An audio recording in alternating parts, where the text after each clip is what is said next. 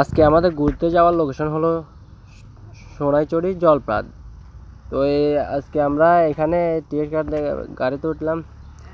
ওঠার পরে আমাদের লোকেশনে চলে আসলাম, গন্তব্য এটাই। এখান থেকে আমাদের ভিতরের দিকে যেতে হবে।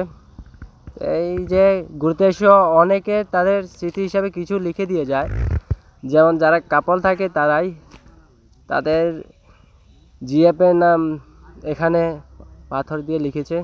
এখানে আরেকটা কলা বাগান, পাহাড়ের মধ্যে চাকমারা কলা চাষ করে এটা, এবং তাদের জীবিকা নির্বাহ করে এটা দিয়ে। তো সব কিছুই পরিবেশটা অনেক সুন্দর ছিল। তো আস্তে আস্তে আমরা রওনা দিলাম পাহাড়ের ভিতরে। তো এটা হলো আমাদের শুরু, পাহাড়ের মাঝখান দিয়ে যাওয়া। তো এটা হলো শুরুতেই আমরা অনেক কিছুই দেখলাম, অনেক বিপর্যয়। এই যে পাহাড়ের পাথরের ভিতরে অনেকের নাম লিখেছে, স্মৃতি হিসাবে রেখে দিয়েছে অনেক কিছুই। তো আস্তে আস্তে আমরা পাহাড়ে বেয়ে উঠলাম, পাহাড়ের উপর দিয়ে দড়ি বেয়ে অনেক কষ্টের পথ অতিক্রম করে আমরা হাঁটতেছি সবাই।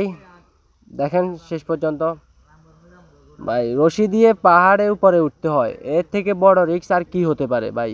পাহাড়ে ঘোরাঘুরির মধ্যে পাহাড়ে উঠাটা অনেকই রিস্কের ব্যাপার। বৃষ্টির দিনে উঠতে গেলে অনেকেই রিস্কের মধ্যে পড়ে যায়। আর এটা হলো উপর থেকে পরিবেশ, প্রাকৃতিক ভিউ বলা যায় এটাকে। দেখেন অনেক সুন্দর। আর এটা হলো মেন ভিউ পয়েন্ট। এটাই দুইটা পাহাড়ের মাঝখান দিয়ে সরু পথ দিয়ে আমরা আগানো যায়। এই পথ দিয়েই মূলত ঝর্ণাতে যাওয়া হয়।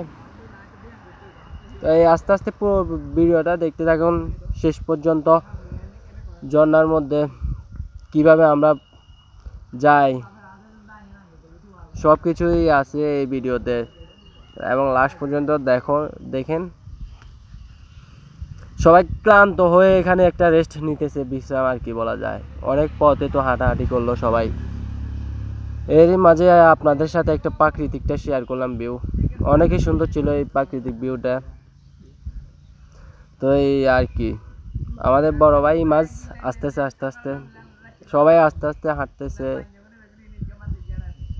এইটা হলো আমাদের একটা ঝর্ণার লেক,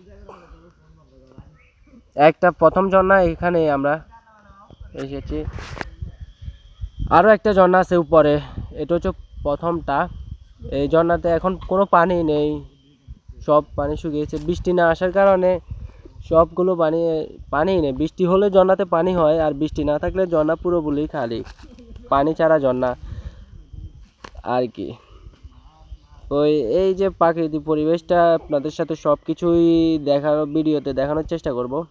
এটাও আবার একটা পাথরে সবার নাম লিখেছে, যারা ঘুরতে আসে সবাই সবার নাম লিখে যায় এখানে।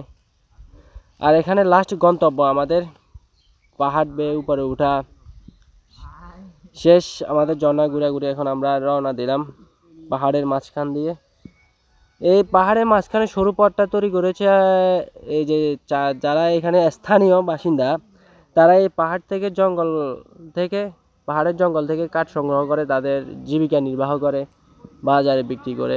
এই লাস্টের পর্যায়ে দেখবেন আপনারা, এই যে দেখেন, তারা এই পাহাড়ে এসে জঙ্গলে থেকে কাঠ সংগ্রহ করে তারা বাজারে বিক্রি করে, তাদের জীবিকা নির্বাহ করে এই গাছ মাধ্যমে।